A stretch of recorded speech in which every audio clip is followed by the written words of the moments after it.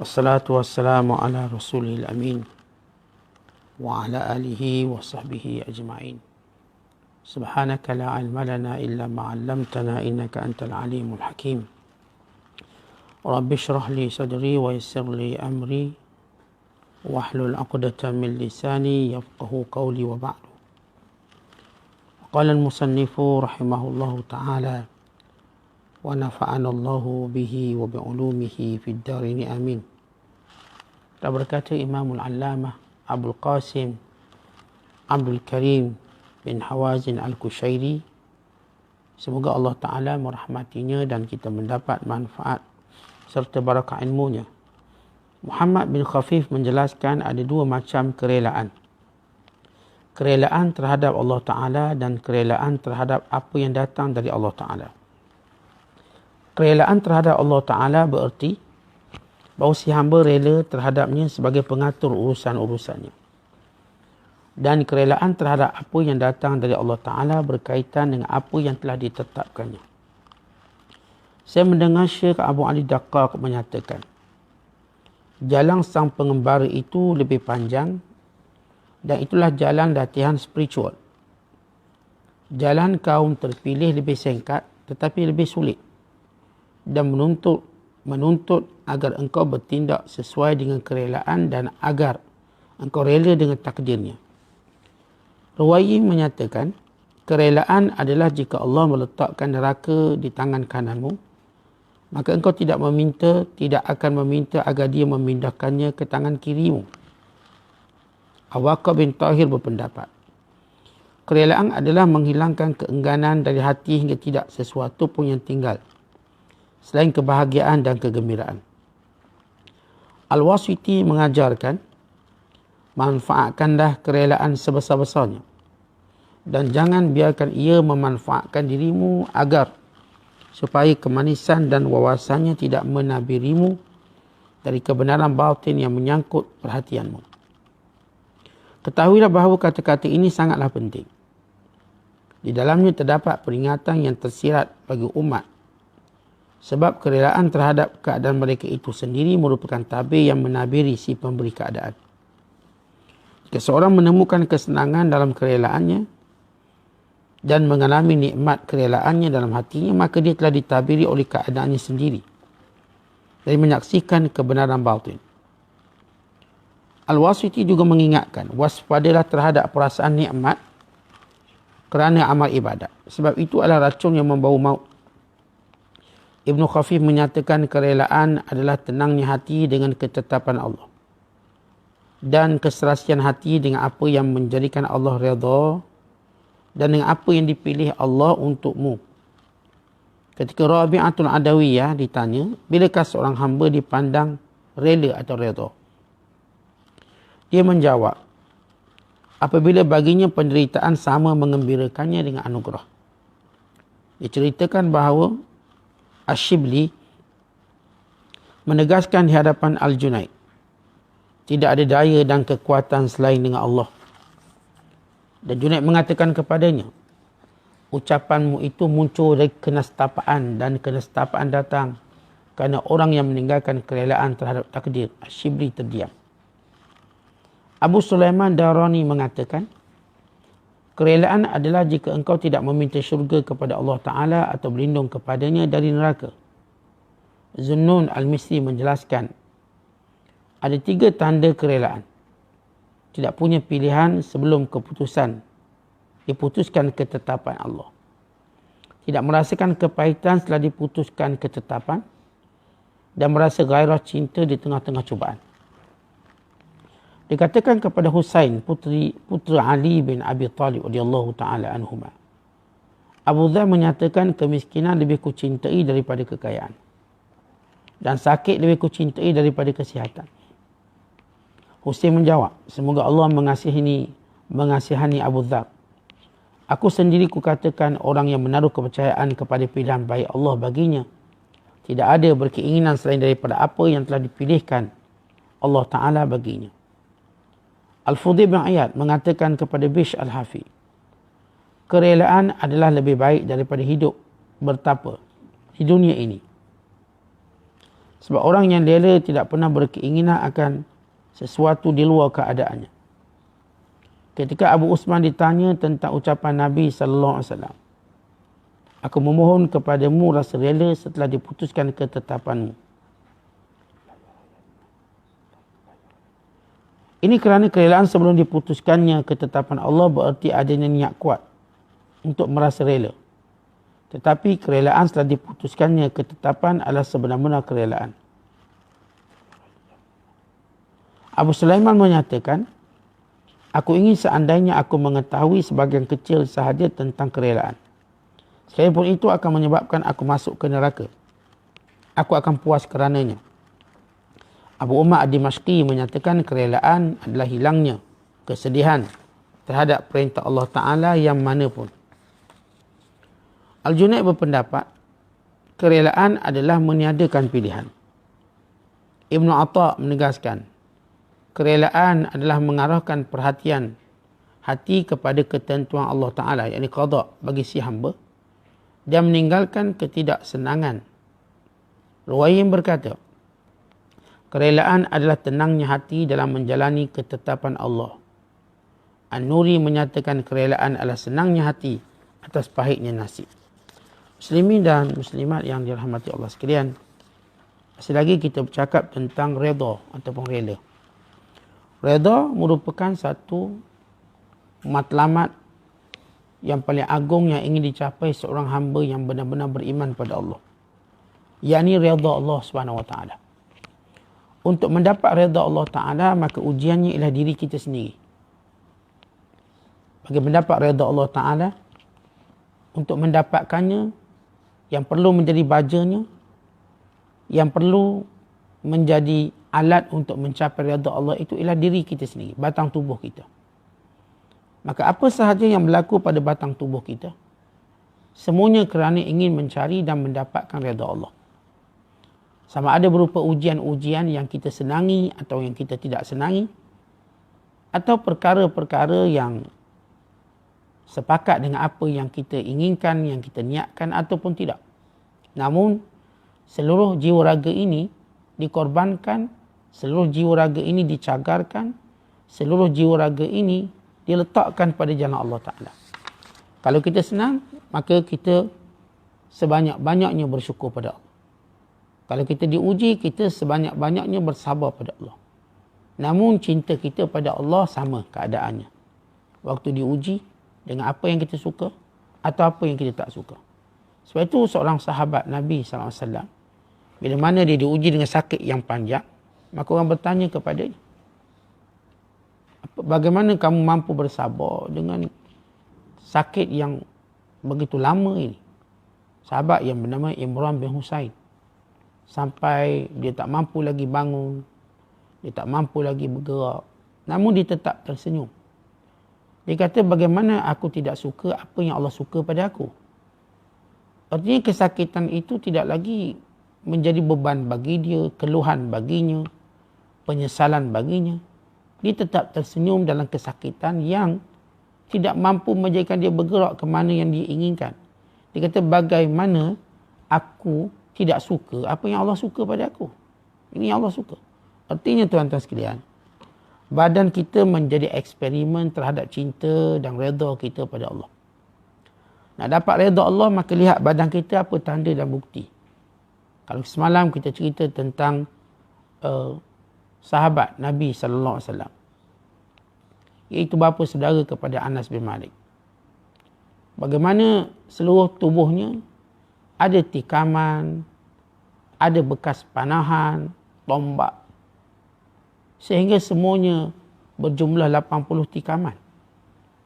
Tanpa sedikit pun mengendurkan keadaan dirinya untuk berjuang pada jalan Allah. Maka ini orang yang mencari redha Allah. Sehingga seluruh tubuhnya benteng. Seluruh tubuhnya itu adalah korban dalam mendapat cinta Allah. Dan bagaimana Khalid Al-Walid, seluruh tubuhnya, setiap inci tubuhnya parut-parut kesan tikaman, pedang, tombak, panah. Kalau begitu perumpamaan di medan jihad, demikian perumpamaan dalam medan latihan kesufian ini. Sebab itu kata ulama bahawa redha Allah ini memerlukan satu latihan.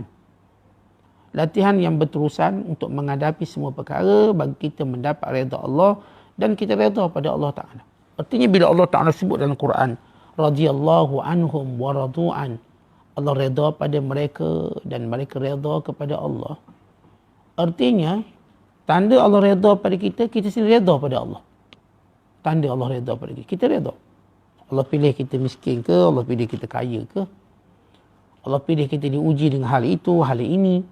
Semua itu tidak mengurangkan kasih sayang kita pada Allah, cinta kita pada Allah, ibadat kita pada Allah, kekhusyukan, kemanisan dalam ibadat kita pada Allah. Maka ini asas dalam menceritakan makna redha kepada Allah Subhanahu Wa Taala. Kata Muhammad bin Khafif, ada dua macam redha. Yang pertama, redha kita dengan apa sahaja yang datang daripada Allah, dan redha kita terhadap Allah itu sendiri.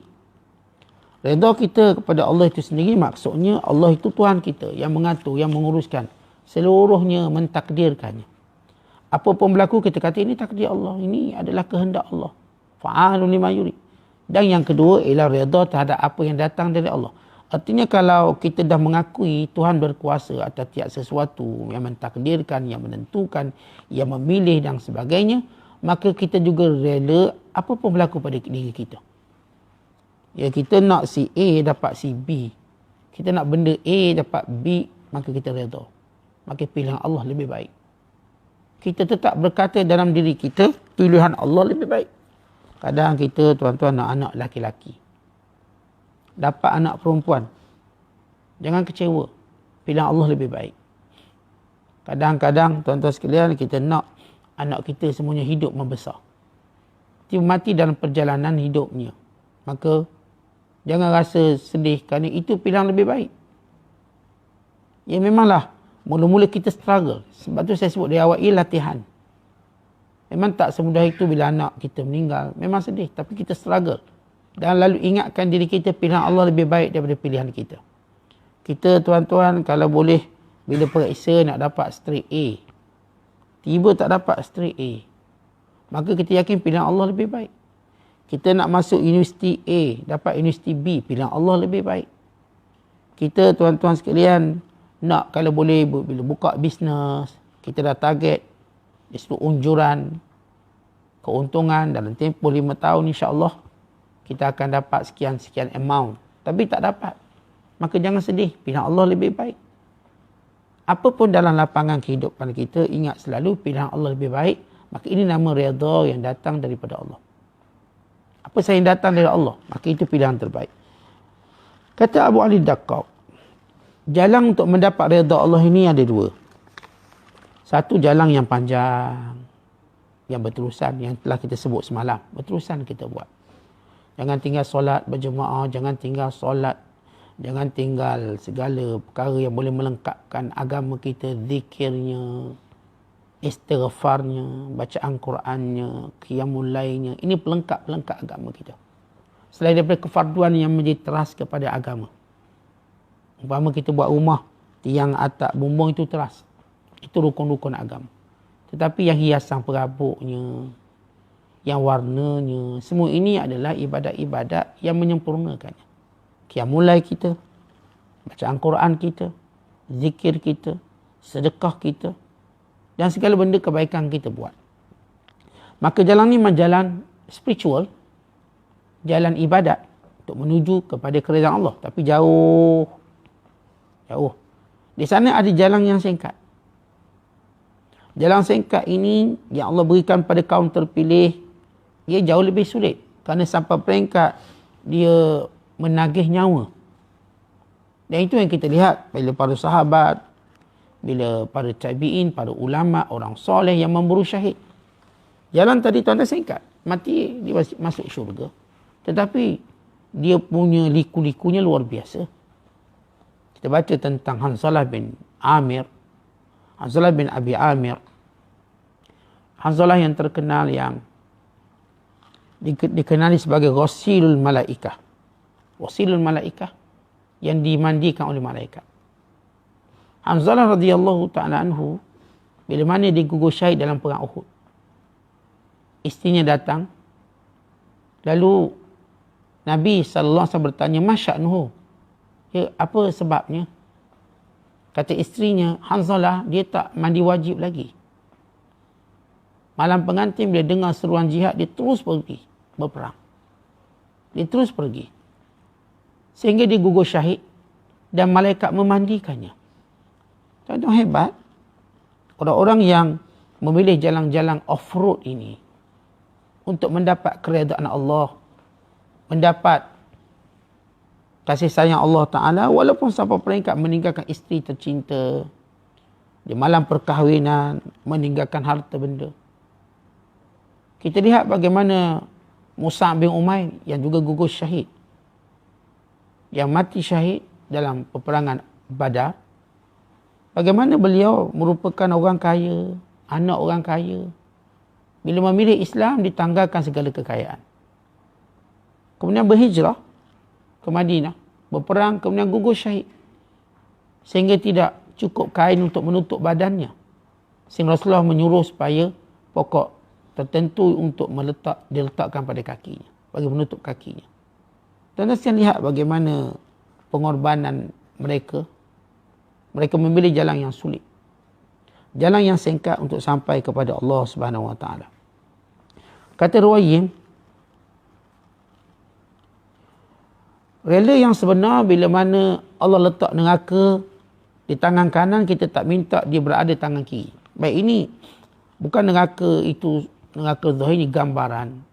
Tentu kalau kita kan kalau sakit tangan kanan, pernah tak kita kata, oh kalau kena kiri lagi bagus, sebab kanan nak guna ni. Tidak. Bila Allah letak situ, itu lebih baik. Kalau Allah beri kita sakit mata belah kanan misalnya, kita kata kalau belah kiri kan bagus sikit. Kalau kita kan selalu berandaian kalau. Kita sakit kuku sini, Allah kalau kena kat sini, taklah. Susah sangat nak makan. Kalau sekiranya sakit kaki, Allah kalau sakit tangan, masih lagi boleh berjalan. Sakit kaki, tak boleh nak berjalan.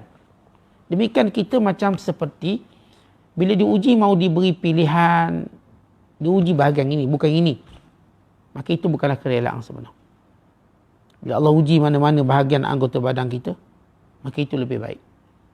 Itu paling baik dan kita serahkan kepada Allah Subhanahu Wa Taala. Kata Abu Bakar bin Tahir, rela dan redha itu ialah buang semua benda yang seperti mengingkari perkara tersebut. Seperti nak marah sehingga menjadi gembira.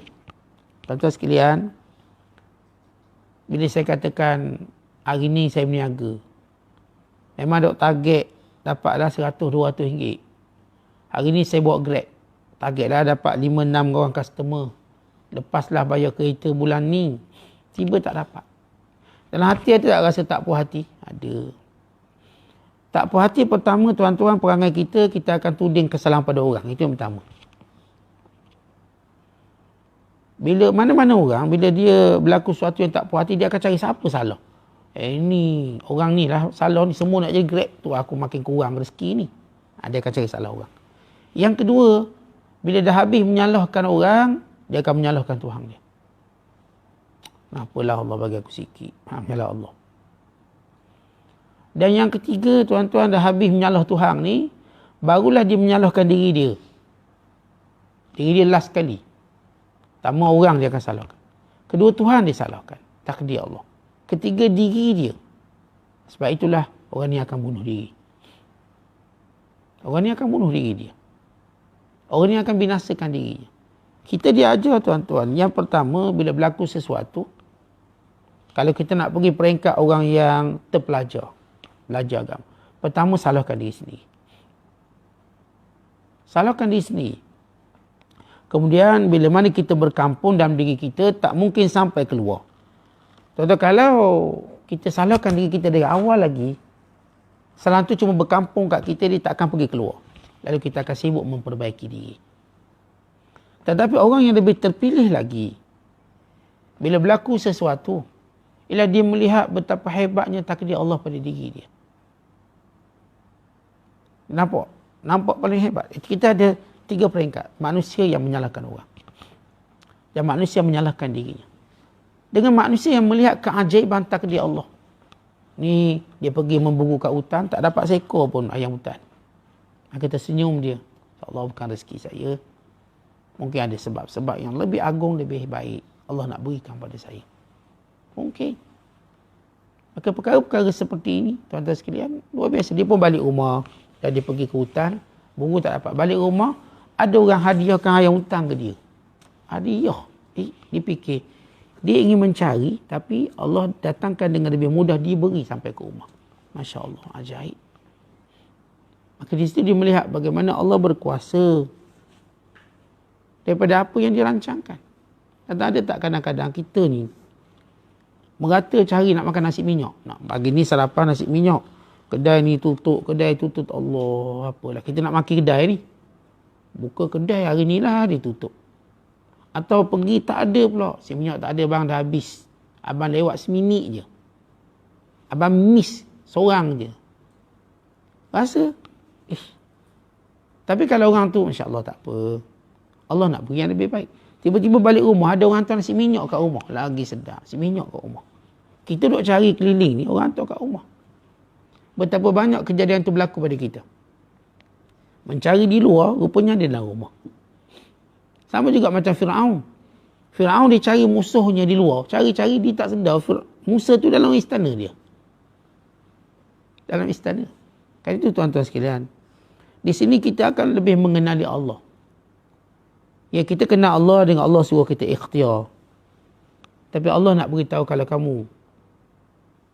kalau Allah Ta'ala nak beri benda ni melalui jalan yang kamu tak sangka, maka Allah melakukannya. Sebab itu tuan-tuan, orang-orang yang benar-benar redha pada Allah, dia boleh buang semua benda tak puas hati untuk digembira dengan apa pun yang berlaku kepada dirinya. Kata Wasiti, manfaatkan kerelaan sebesar-besarnya. Tuan-tuan, bila kita berada dalam keadaan tertentu, kita nak dapat redha Allah, apa yang kita ada sekarang kita manfaatkan. Jangan biarkan dia memanfaatkan kita. Maksudnya, sebagai contoh, kalau saya katakan seorang sihat, tiba-tiba sakit. Maka dia kata, sakit lebih baik daripada sihat. Maka dia manfaatkan sakit tadi. Dengan dia benar, bila sakit, pahala berjalan. Semua amalan sihat. Namun kalau dibuat lagi, pahala lagi besar. Maka dia manfaatkan sakit tadi untuk menggandakan amalan dia. Untuk menguatkan. Benar kalau kita katakan, iza maridal abdu aw safara kutiba mislama kana ya'malu muqiman sahihan. Bila seorang hamba tu sakit atau musafir, tetap ditulis pahala sebagaimana di dalam keadaan sihat dan keadaan tidak bermusafir. Tapi bukan bermaksud, saya sakit dapat pahala free je. Selama ni solat berjemaah pun free. Tapi orang yang memanfaatkan ini, memanfaatkan apa yang Allah Ta'ala takdirkan padanya, dia tetap mencari ruang tadi untuk buat ibadat, untuk mendapat pahala lebih banyak. Dia tak pernah jadi alasan, walaupun Allah dah beri alasan. Allah dah beri keuzuran. Semalam bila kita cerita tentang Amr bin Jamuh, seorang yang tua, kemudian tempang, Allah dah beri dia keuzuran. Tapi bagaimana dia manfaatkan keuzuran tadi untuk tetap memburu syahid? Abdullah ibn Ummi Maktum buta. Buta, tuan-tuan. Tapi bagaimana dia tetap memanfaatkan keuzuran butanya untuk berperang pada jalan Allah, walau sekadar pegang bendera, akhirnya digugur syahid. Mati syahid. Bayangkan buta boleh gugur syahid. Yang celek tak nampak.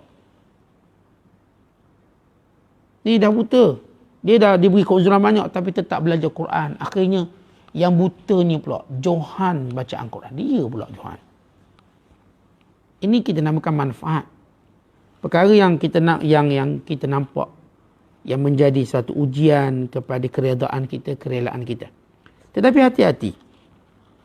Bila mana Allah Ta'ala takdirkan kita sesuatu, kita selesa dengan benda tu. Tak apalah, baguslah ni.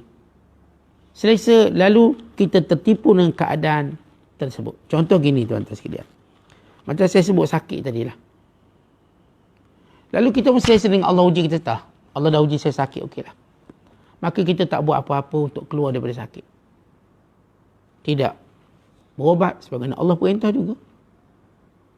Tidak kita buat sesuatu yang beri manfaat. Kita kira Allah dah bagi ni, tak apalah, saya redha.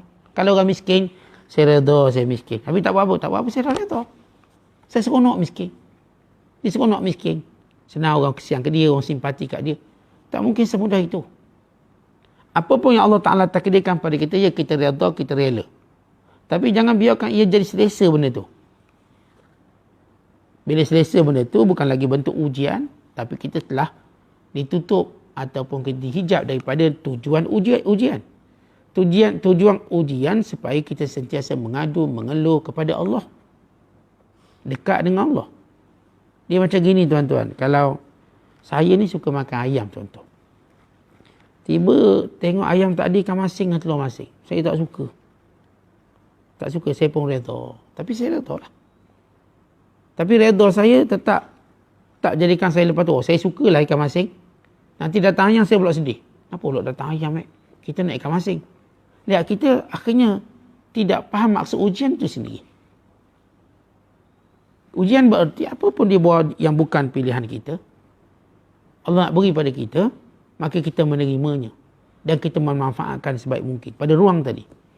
Saya tak nak kaya. Tiba Allah beri saya kaya. Tanah saya laku harga juta. Maka bukan maknanya, saya dah selesa miskin lah, tak naklah kaya, buanglah duit. Tidak. Saya manfaatkan kekayaan yang saya dapat. Tuan-tuan sahabat-sahabat Ridwanullahi alaihim ajma'in. Bukan mereka nak kaya pun. Tapi bila mereka kaya seperti Abdul Rahman bin Auf, bagaimana mereka manfaatkan kekayaan mereka. Tapi kalau mereka miskin, mereka pun tak ada masalah. Dan mereka memanfaatkan kemiskinan mereka. Isunya ialah, bagaimana kita nak jadikan setiap ujian itu dan nak manfaatkan dia dengan lebih baik. Macam saya katakan, mentang-mentang sakit, zikir pun tak nak termenung. Kan Nabi dah kata, dia beri pahala. Macam orang dapat sok-sok lah. Dia dah pencet elak, dapat sok-sok, dia pun termenung. Tak kerja bang, tak. Dia dapat sok-sok. Maka dia tidak faham tentang ujian tadi. Dia bukan isu gaji. Dia bukan isu pahala yang sudah pun tetap yang Allah beri pada kita. Tetapi dia adalah yang berkait dengan bagaimana kita terus berusaha bagi mendapat kemuliaan di sisi Allah. Dapat kemuliaan di sisi Allah. Walaupun saya kata dengan sakit saya dapat pahala percuma, saya tak akan biarkan begitu. Saya tetap beribadat. Sahabat-sahabat yang sakit macam-macam, macam kita juga tuan-tuan. Yang demam. Yang sakit kaki, yang gauk. Tetapi bagaimana mereka dalam keadaan redha mereka terus beribadat, bermanfaat. Ada sahabat yang katakan Ka'ab bin Malik, dia pulau. Dia tidak pergi perang Tabuk, pulau. Tapi walaupun dia di pulau, dia tetap datang ke masjid. Rasulullah SAW pun tak tengok dia. Dia tetap datang. Dia beri salam walau orang tak jawab. Sebab dia telah mengalami fasa pemulauan selama 50 hari. Tapi dia tak biar, dah orang pulau aku, dah lah. Tak, bagaimana dia mengatasinya. Jadi tuan-tuan, di sebalik kita menerima takdir Allah, kita redha. Tapi bagaimana kita nak manfaatkan apa yang kita ada sekarang. Dengan kemiskinan, kita nak manfaatkan kemiskinan kita sebab kita pun tak ada ladang kuda, tak ada ladang lembu. Datang dengan kuliah lah. Sebab kita tak ada ikatan tadi, kita lagi memanfaatkan. Jangan mentang-mentang susah duduk rumah. Biar apa-apa pun datang kat rumah. Ustaz kalau nak mengajar pun saya datang mengajar rumah saya. Macam tu. Bukan begitu. Kata Wasiti, waspada terhadap perasaan nikmat kerana amal ibadat. Sebab ia racun membawa maut. Tuan-tuan, bila kita buat ibadat, yang menjadi masalah ialah, oh saya dah baik ni. Kita dah mula saya memang subuh boleh bangun. Saya memang maghrib boleh solat dan sebagainya. Kita mula selesa dengan ibadat seolah-olah ibadat itu menjadi zat tubuh badan kita. Katakan tidak. Ibadat ni anugerah Allah. Orang yang kita nampak diberi segala hidayah, Allah tarik perlahan-lahan, Allah tarik mengejut semuanya ada. Jadi tuan-tuan, jangan selesa dengan ibadat kita buat sehingga kita menisbahkan ibadat tadi pada diri kita. Tak, ia semua datang dari Allah. Zalika fadlullahi yu'tihi man yasha. Ini kurnia Allah yang Allah beri pada siapa yang dikehendaki. Bukan kita tengok gagah kita kuat, kita bijak, kita hebat, kita sihat, kita bukan. Bukan. Ia datang dari Allah Ta'ala. Jadi jangan selesa dengan ibadat kita buat dengan menisbahkan pada kekuatan kita. Kita alim. Oh, kita rasa kita alim sebab kita bijak bercakap, sebab kita pandai berfikir. Jangan. Ini ilham yang Allah berikan pada kita. Sampai waktunya Allah boleh tarik sehingga kita tak ada idea langsung. Bahkan percakapan kita mula gagap dan tidak lagi jelas. Allah mampu melakukannya dengan sekelip mata. Kerana itu jangan selesa dengan apa pun. Hari ini kita berada pada tingkat ibadat. Jangan. Sehingga keselesaan itu boleh membawa pada penghinaan pada diri orang lain, bukan pada diri kita sendiri sebenarnya. Ketika Rabi' Adawi ditanya, bilakah seorang hamba dipandang rela? Maka dijawab, kalau penderitaan dialami sama gembira dengan anugerah yang dia perolehi.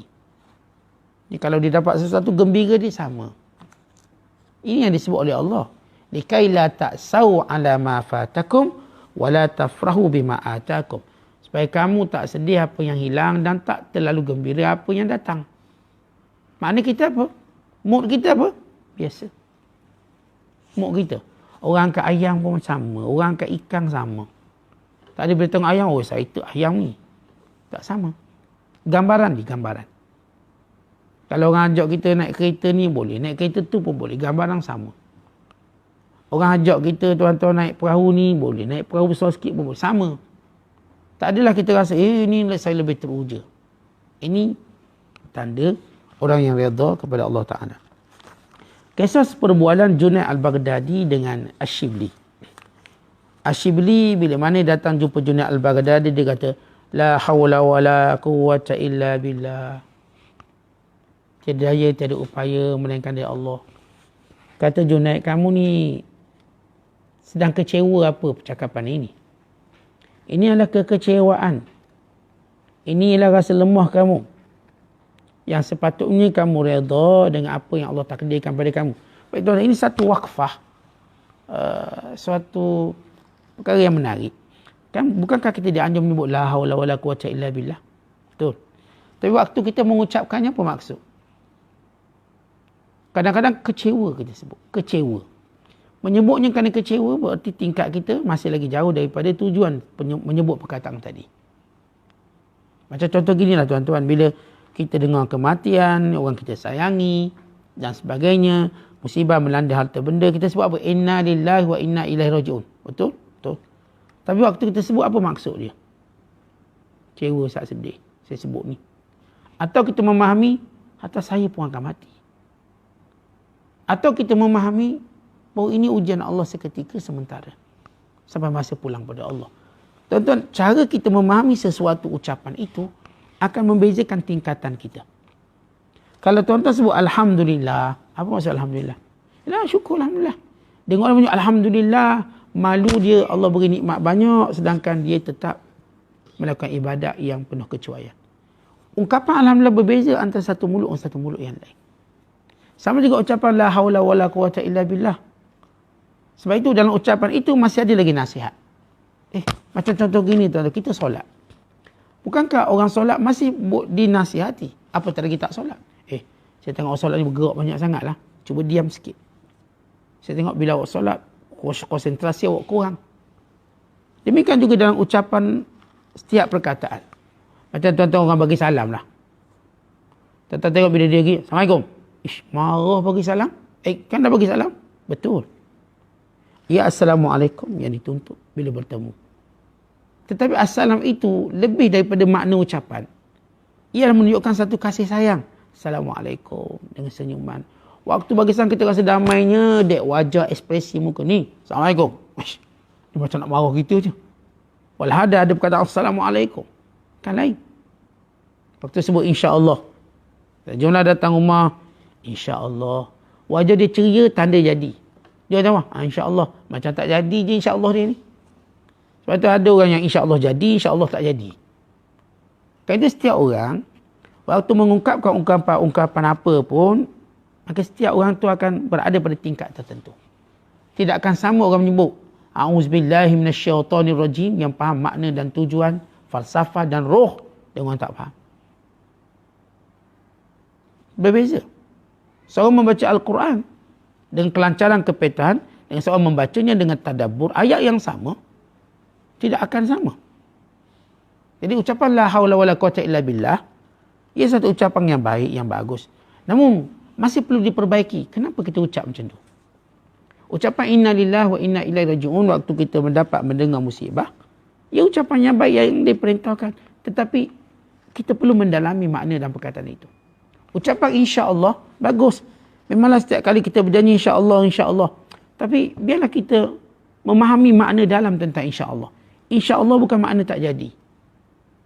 InsyaAllah juga bukan bermaksud nanti saya akan cari alasan. Tetapi insyaAllah adalah kesungguhan kita. Dan masih sama pengakuan kita semuanya dengan kehendak Allah. Tapi orang kita kalau sebut insyaAllah, confirm tak jadi tu. Jom datang kuliah, insyaAllah datang Ustaz. Memang tak datang. Macam tu. Okey, nanti saya nak ajak pergi situ, pergi sini. InsyaAllah boleh. Memang tak jadi.